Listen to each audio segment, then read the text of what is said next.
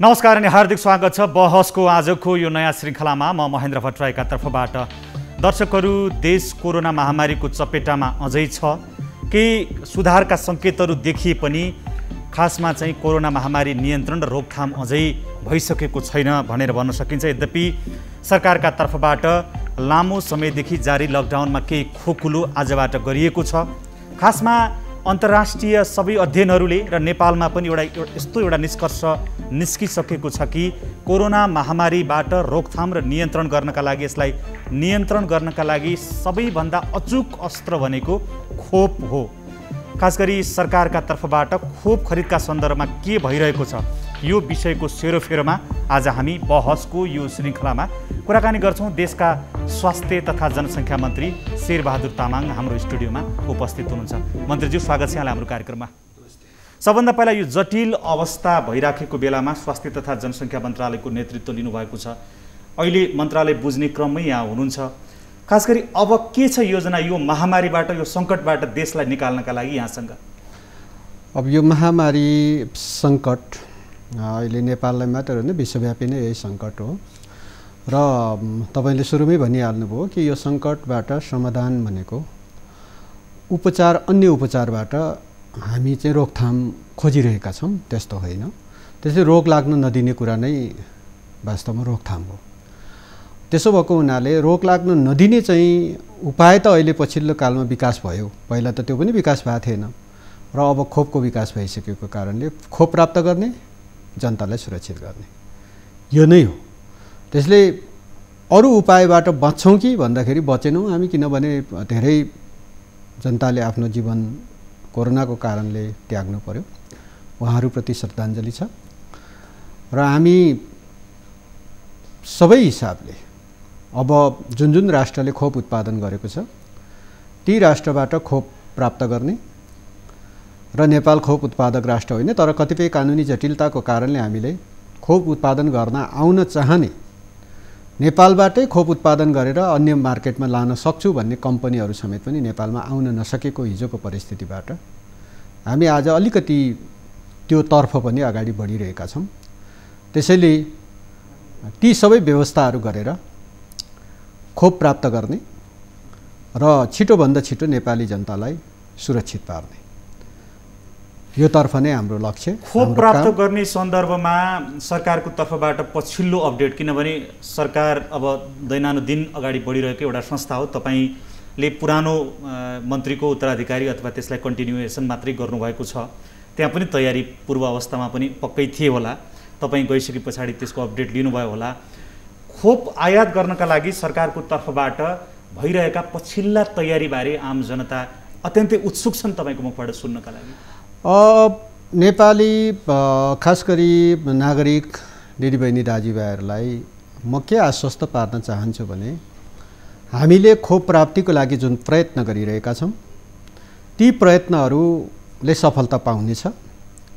र हामीले सबै मित्र राष्ट्रहरू जो खोप उत्पादक हो उहाँहरूसँगको हाम्रो सम्बन्ध र हाम्रो कुराकानी, हाम्रो खास गरी डिप्लोमेटिक जुन चाहिँ सम्बन्धको आधारमा हामीले गरिएका यी प्रयासहरू सफलतातर्फै अगाडि बढ्छ भन्ने सङ्केतहरू छ।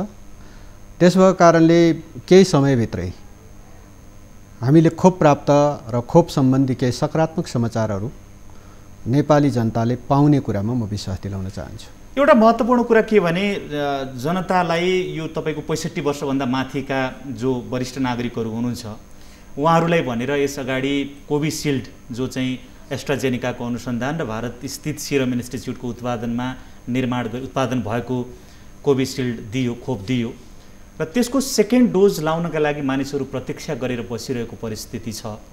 त्यो दूरदराजमा पनि दिएको थियो त्यो पहिलो डोज चाहिँ। त्यो दोस्रो डोज जो चाहिँ त्यही खोप ल्याउनु पर्ने हुन्छ, एस्ट्राजेनिका अथवा तपाईँको चाहिँ के भने सिरमबाट ल्याउनु पर्ने हुन्छ। त्यसको के भइरहेको छ, यो किन ढिला सुस्ती भयो? यसमा अब केही हामीले पहिला खोप लगाउने बेलामा खोप प्राप्त हुन्छ भन्ने आधारमा हामीले पहिलो डोज चाहिँ अलिक जति थियो त्यो पहिलो डोजको रूपमा लगायौँ। र त्यो चाहिँ पहिलो र दोस्रो डोज लगाउनु पर्ने खालको खोप हो। सिङ्गल डोजले काम नगर्ने खालको खोप भएको हुनाले त्यो 2 डोजकै रूपमा लगाउनु पर्ने। र जति बेला अब सम्बन्धित कम्पनी र खास गरी हामीलाई जसले त्यो खोपको केही परिणाम हामीलाई 10 लाख डोज सरकारलाई सहयोग आयो र अर्को 20 लाख डोज हामीले किन्ने गरी पैसा भुक्तानी गर्यौँ। त्यो मध्येको 10 लाख डोज आयो, अर्को 10 लाख डोज आउन बाँकी छ र त्यो 10 लाख डोज आउँछ किनभने पैसा भुक्तानी गरिसकेको छ। यदि त्यो त्यति बेला त्यो आउँछ भन्ने आधारमा हामीले जति सङ्ख्यालाई हामीले पहिलो खोपको रूपमा लगायौँ त्यसैले उसलाई दोस्रो खोप लाउन सकेनौँ। जुन 10 लाख डोज आउनु पर्थ्यो त्यो आइरहेको छैन। त्यसैले त्यसमा हामी के प्रयत्न गरिरहेका छौँ भने अहिले हुन त WHO ले त्यसको चाहिँ ड्युरेसन पहिलो डोज र दोस्रो डोज बिचको ड्युरेसनमा केही फरक पर्दैन भनिराखेको छ। जति बढाउँदा केही फरक पर्दैन भन्ने भनिसक्यो। WHO ले चाहिँ सर्टिफाइड कुरा गरिरहेको छ। त्यसैले पनि हामी त्यति धेरै चिन्तित हुनुपर्ने, दोस्रो डोज नलागेको कारणले अप्ठ्यारो पर्छ कि भन्ने लाग्न सक्छ। त्यसमा म त्यति आम नागरिकलाई त्यति असुरक्षित महसुस नगर्नु होला, किनभने WHO स्वयं तपाईँको चाहिँ विश्व स्वास्थ्य सङ्गठनले त्यो डोज खोपको त्यो पहिलो र दोस्रो डोज बिचको चाहिँ ड्युरेसन जति ग्याप छ त्यो ग्यापमा धेरै चिन्ता नलिनुहोस् भन्ने नै विश्व स्वास्थ्य सङ्गठनको कुरा छ। पहिला मान्छेले अनसर्टिफाइड कुरा त गरेकै छन्, यति हप्ता उति हप्ता भनेका छन्, तर यो चाहिँ सर्टिफाइड कुरा भनेको के हो भन्दाखेरि त्यो WHO को भनाइ हो। तर पनि हामीले त्यसको दोस्रो डोज लाउनै पर्नेछ।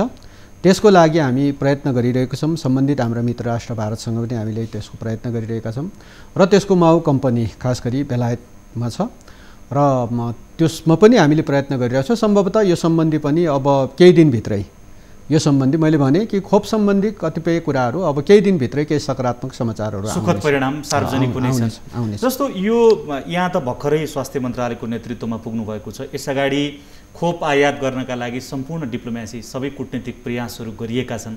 इभन राष्ट्र प्रमुखको हैसियतले राष्ट्रपतिबाट समेत पत्राचार गर्ने काम गरिएको छ। हामी किनभने भारतमा जुन सङ्ख्यामा उत्पादन भइरहेको छ र हरेक दिन जुन वितरणको सङ्ख्या हामीले भेटाइरहेका छौँ, हामीलाई जुन पैसा लिइसके पछाडि हामीले प्राप्त गर्नुपर्ने 10 लाख खोप छ, त्यो त्यति ठुलो सङ्ख्या होइन त्यहाँको भारतमा वितरण भइरहेको सङ्ख्यालाई हेर्दा। यी सबै प्रयासहरू अहिलेसम्म परिणाम ननिस्कनु अथवा सफलतातर्फ उन्मुख नहुनुका पछाडि के भयो जस्तो लाग्छ तपाईँको विचार? होइन, यसमा त अब भारत सरकारले नचाहेर हामीलाई नदिएको होइन। अब यसमा केही उहाँहरूको बिचमा केही कानुनी जटिलता आएर यस्तो भएको हो, नत्र भने यत्रो हाम्रो मित्र राष्ट्र सबै हिसाबले हामीलाई नेपाललाई सहयोग गरिरहेको राष्ट्रले हामीलाई त्यति खोप चाहिँ नदिनुपर्ने कुनै कारण थिएन नि। त्यसैले उहाँहरूले नचाहेर होइन कि उहाँहरूमा केही कानुनी जटिलता आयो कि खोप सम्बन्धी कतिपय कुराहरू आफ्नो नागरिकलाई वितरण नगरिकन अन्यलाई बेच्ने वा वितरण गर्ने कुरा यो जायज हुन सक्दैन भनेर त्यहाँको उच्च अदालतको फैसला आइसके पछाडि वास्तवमा सरकारलाई त त्यो अदालतको फैसलाले केही न केही रूपमा त अब बाँधेकै हुन्छ। त्यसो भएको कारणले त्यो 10 लाख डोज खोप जुन हो आउनुपर्ने भारतबाटै आउनुपर्ने हो र त्यो कुरामा अलिकति समस्या पैदा भयो। त्यसैले त्यो कुरालाई उहाँहरूले अब त्यो कानुनी रूपमा त्यो भएका सबै जटिलतालाई फुकाएर हामी छिट्टै खोप चाहिँ उपलब्ध गराउँछौँ भन्ने कुरामा उहाँहरूको कमिटमेन्ट छ। त्यो कमिटमेन्टको आधारमा हामीलाई लाग्छ यदि त्यसो भएन भने पनि हामीले त्यसको माउ कम्पनी जुन बेलायतमा छ उहाँहरूसँग हाम्रो दोहोरो चलिरहेको छ, छलफल चलिरहेको छ र त्यसो हो भने त्यहाँबाट प्राप्त गरेर भए पनि हामीले त्यो दोस्रो डोज सेक्योर गर्छौँ र करिब 14 लाख नेपाली जनताले त्यो पहिलो खोप डोज लगाएर बसेको अवस्था छ। त्यो पनि ज्येष्ठ नागरिकहरू, हामीले 65 वर्षभन्दा माथिका हाम्रो ज्येष्ठ नागरिकहरू, हाम्रो अग्रजहरू हुनुहुन्छ, उहाँहरूलाई खोप लाउने कुराको सुनिश्चितताको लागि हामी प्रयासरत छौँ र त्यो छिट्टै त्यो सम्बन्धी सुखद समाचारहरू आउनेछ। यहाँले सुखद समाचार के छिट्टै आउँछ भन्ने आम जनतालाई आश्वस्त गरिरहँदा पछिल्लो पटक अपुष्ट समाचारहरूका रूपमा चाहिँ छिमेकी देश चीनबाट अहिले नेपालमा जुन लगाइराखिएको छ भेरोसेल भन्ने खोप, त्यो खोपको यति उति डोज अब समाचारमा आएअनुसार त करोड जति डोज चाहिँ किन्नका लागि तपाईँहरूले चाहिँ क्याबिनेटमा यो प्रस्ताव गएको छ भनेर भनिएको छ। त्यस्तो केही सुखद सन्देश आम जनतालाई दिन सकिने छिट्टै दिन सक्ने स्थिति छ? हामी मूलत अब हामीले धेरै देशसँग अब पत्रचार पनि गऱ्यौँ, डिप्लोमेटिक सम्बन्धहरूको विकास गऱ्यौँ, छलफल गऱ्यौँ र खोप चाहिँ जति हामीले पहिला चीन सरकार र भारत सरकारबाट हामीले अनुदानको रूपमा केही खोपहरू निःशुल्क प्राप्त गऱ्यौँ। त्यसभन्दा पछाडि अरू कुनै पनि राष्ट्रले हामीलाई त्यो रूपमा खोप दिन सक्ने स्थिति बनेन। हामीले धेरै प्रयत्नहरू गरिरहेका छौँ र यद्यपि तपाईँको चाहिँ अमेरिकन कम्पनीबाट उत्पादित खोपको बारेमा अहिले नेपालको लागि खोप दिनको लागि करिब पहिलो चरणमा हामीले चाहिँ 5 मिलियन डोज, यो भनेको करिब 50 लाख डोजको लागि अहिले विश्व के अरे वर्ल्ड ब्याङ्क आफै, जसले वर्ल्ड ब्याङ्कले हामीलाई खोप किन्नको लागि स्पोन्सर गर्दैछ, त्यो वर्ल्ड ब्याङ्क आफै पनि लागिरहेको छ।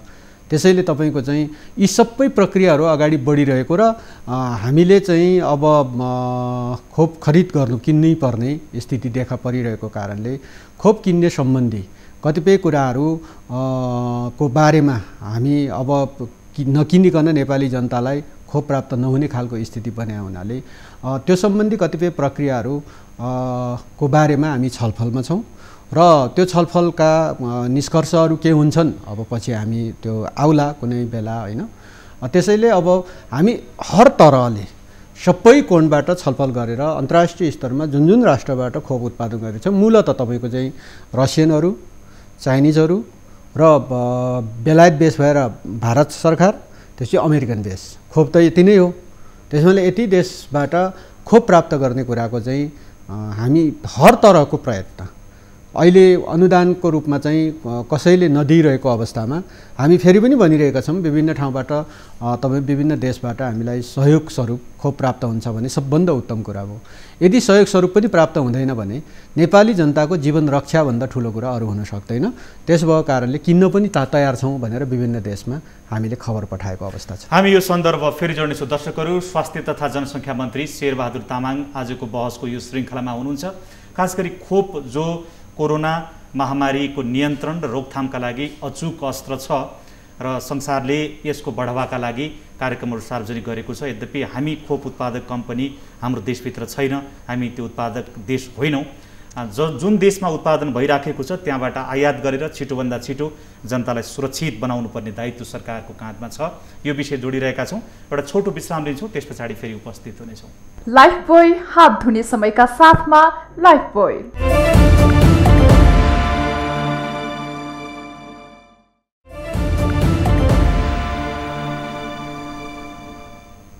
विश्रामपछि पुनः हार्दिक स्वागत छ। बहसको आजको यो श्रृङ्खलामा स्वास्थ्य तथा जनसङ्ख्या मन्त्री शेरबहादुर तामाङसँग हामी कुराकानी गरिरहेका छौँ। पुनः स्वागत छ यहाँलाई हाम्रो कार्यक्रममा। मन्त्रीजी, जस्तो अब यो जटिल अवस्था छ आफैमा, यहाँले त्यो जटिलतासँग जुझ्छु र यो चुनौतीको सामना गर्छु भन्ने एउटा चाहिँ के भने त्यो चुनौतीसँग जुझ्नका लागि नै यहाँ आइपुग्नु भएको छ। तर अहिले जसरी खोप वितरण, जुन जति खोप हामीले प्राप्त गरेका छौँ त्यसको वितरण पछिल्लो पटक चाइनाबाट प्राप्त भएको भेरोसिल खोप वितरणका सन्दर्भमा यहाँले हेरिराख्नु भएको होला। जुन यहाँले उमेरको मापदण्ड सरकारको तर्फबाट तय भयो, तर खोप केन्द्रहरूमा त्यो उमेर समूहले ल्याउन पाइराखेको छैन। बरु चाहिँ पहुँचका आधारमा जताततै तपाईँको चाहिँ अन्य मान्छेहरूले लगाइराखेका छन्, युवाहरूले लगाइरहेका छन्। अहिले तोकिएको मापदण्डभन्दा फरक उमेर समूहका मान्छेले लगाइराखेका छन्। यो यस्तो प्रकारको यसलाई के भन्ने, अब यो किन यसरी नियन्त्रण हुन सक्दैन, नियमअनुसार किन भइरहेको छैन? यो चाहिँ हामी भित्र रहेको असहिष्णु प्रवृत्ति हो, हेपा प्रवृत्ति हो। सरकारले मापदण्ड तय गर्यो, ज्येष्ठ नागरिकलाई बचाउँ पहिला होइन, त्यसैले त 60 देखि 64 भन्यो। पहिला हामीले कोभिडसिल्ड लगाउँदै 65 भन्दा माथिकालाई लगायौँ। अब यो चाहिँ तपाईँको चाहिँ विश्व स्वास्थ्य सङ्गठनले पनि अब त्यो एकैचोटि खोप उपलब्ध हुनु एकैचोटि लाइन्थ्यो होला नि। खोपको सीमितताको कारणले हामीले चाहिँ विश्व स्वास्थ्य सङ्गठनले पनि एज ग्रुप छुट्याउँदै लगाउनुपर्छ भन्ने एक खालको मापदण्ड बनाएको कारणले हामीले त्यसरी एज ग्रुप छुट्यायौँ। तर खोप केन्द्रमा गएपछि कसै राजनीतिक पहुँचको आधारमा, पाखुरा भएको आधारमा होइन, अनि कसको के को आधारमा त्यसरी जुन खोप लाउने चाहिँ गरी तल भयो र त्यो कुरालाई प्रचार गर्दै फेरि मन्त्री वा सरकारको चाहिँ बदनाम गर्ने जस्तो हिसाबले समाचार आयो। यो ज्यादै दुःखद कुरा हो। किनभने आफ्नो गाउँको कोही ज्येष्ठ नागरिक बरु बोकेर लगिदिए हुन्थ्यो नि त्यो ज्येष्ठ नागरिकलाई खोप लाउनको लागि, तर आफै गएर चाहिँ हस्तक्षेप गर्दै खोप लाउने खालको प्रवृत्ति चाहिँ मैले भने हामीभित्र रहेको असहिष्णु र चाहिँ हेपा खालको प्रवृत्तिको कारणले। त्यस कारणले त सरकार तपाईँहरू हुनुहुन्छ त, यदि त्यस प्रकारको हेपा प्रवृत्ति र नियम तपाईँको चाहिँ के अरे लागू भएन भने त्यसलाई नियन्त्रण गर्ने, कानुनी दायरामा ल्याउने र त्यो मापदण्डलाई पालना गराउने काम हजुरहरूको पालना गराउनको लागि हामीले स्थानीय तहमा वास्तवमा केही भलिन्टियरहरू पनि खटाएका छौँ र कतिपय ठाउँमा हामीले भोलिन्टियर ग्रुप इस्ट नेपाल स्काउटलाई पनि लगायौँ। अब सरकारको सुरक्षा अङ्ग त छँदै थियो, तर पनि अब तपाईँको चाहिँ खोप केन्द्रमै जहाँ कार्यान्वयन गर्ने ठाउँमा गइसकेपछि केही त्यस्ता खालका छिटफुट घटनाहरू घटेकै हो। त्यसैले त्यसलाई अब थप निगरानी र तपाईँको चाहिँ त्यसलाई थप व्यवस्थित गर्ने कुरामा फर्दर हामीले यो लेसन लर्नको हिसाबले यो घटनाबाट अलिकति हामीले अझै सचेत गर्नुपर्ने आवश्यकता छ। तर यद्यपि खोप त सबैले लाउनै पर्ने छ, खोपको तोक्नै पर्छ, किनभने खोपको सीमितता भएको कारणले मानौँ न तपाईँले 10 लाख डोज खोप चाहिँ वितरण गर्नुभएको छ, अनि मान्छे 2 करोडलाई भ्याक्सिन लाउनु पर्ने छ, तपाईँले ठेक्नै सक्नुहुन्न।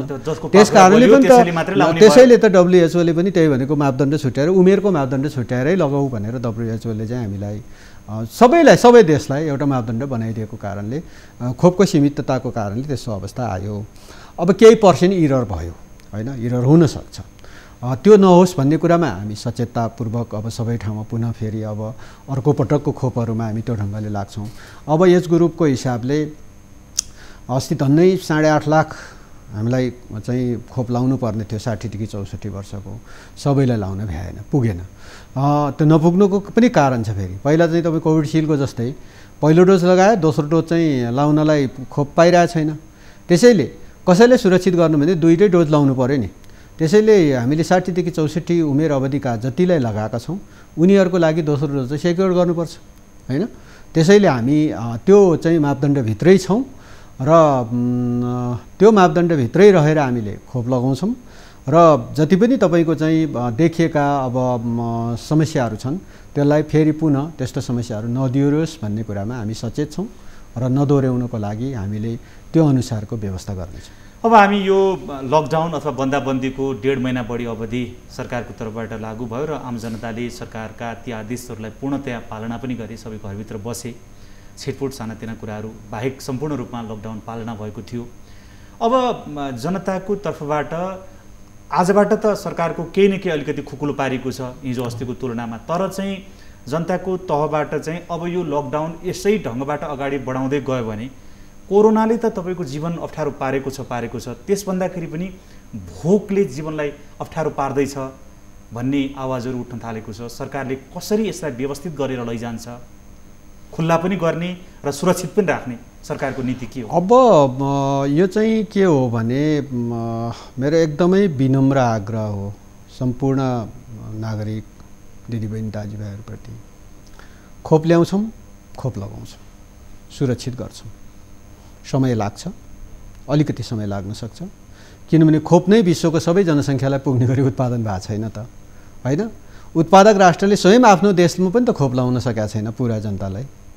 त्यसैले यतिन्जेलसम्म यो लकडाउन होइन, सेल्फ डाउनको नीति हो होइन, आफै सुरक्षित रहने हो। त्यसैले मैले सुरुमै भने नि तपाईँको चाहिँ रोग लागेर उपचार गरेपछि चाहिँ त्यो रोकथाम होइन के।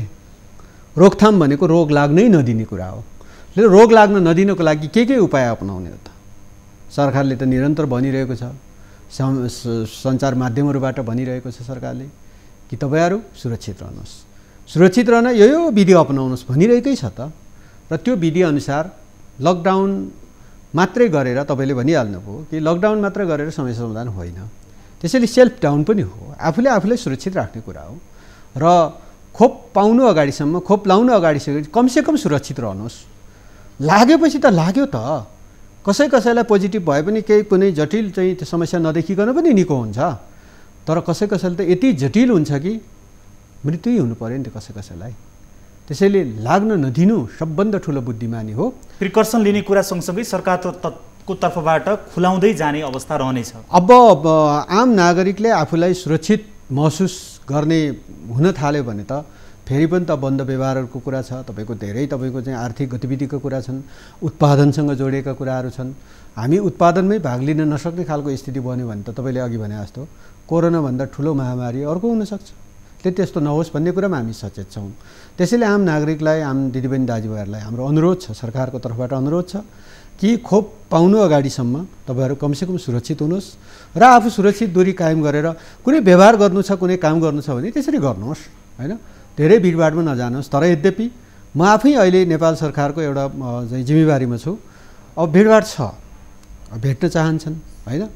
अब कतिपय ठाउँमा कार्यक्रममा पुग्नुपर्ने होला, अब त्यस्तो ठाउँमा पुग्दाखेरि म पनि भिडभाडमा परिरहेछु होइन, म पनि जोखिममै छु। त्यसो हुनाले अन्तिममा चाहिँ यहाँले स्वास्थ्य मन्त्री नियुक्त भए लगत्तै दिएको प्रतिक्रियाले चाहिँ एउटा उत्साह थपेको छ कि हामी छिट्टै जनतालाई सुरक्षित बनाउँछौँ भनेर, त्यो कन्फिडेन्ट अथवा त्यो विश्वास यहाँलाई जुन जागेको छ त्यस आधारमा भन्ने हो भने, यद्यपि यो विषय सर्वोच्च अदालतमा विचाराधीन छ, तर सरकारले तोकेको निर्वाचनको मिति छ त्योभन्दा अगाडि आम जनता खोप लगाइसक्ने अवस्था बन्न सक्ने स्थिति छ। हाम्रा अहिलेको पछिल्लो चाहिँ प्रयत्न र मैले भने नि मेरो प्राथमिकता के हो भनेर सोध्नुहुन्छ भने मैले भनेकै छु, प्राथमिकता नम्बर 1, 2, 3 सबै खोप प्राप्त गर्ने, कोभिडलाई नियन्त्रण गर्ने नै हो।